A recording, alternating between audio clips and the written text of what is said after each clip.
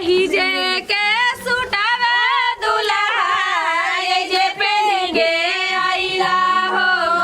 हमारे बाहर माई छिनरिया बेटा जनमवली हो काहे के तोहर चाची छिनरिया बेटा जनमवली एही जे के घड़िया दुल्हा ए जे पहन के आइला हो हमके तोहर दीदिया छिनरिया भाई बनवली हो काहे के तोहर फुआ छिनरिया भतीजा जनम नोट के खरीदल है ये जीजाजी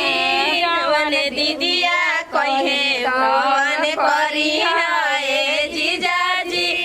जवन दीदिया कहे तवन करी है ये जीजाजी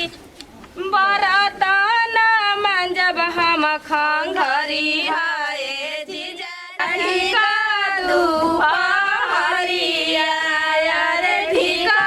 दुपहरी अरे काहे ना अइला भेड़ुआ ठीका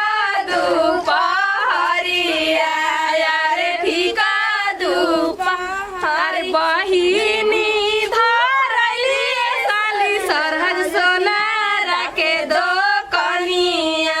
यार सोनारा के दो कनी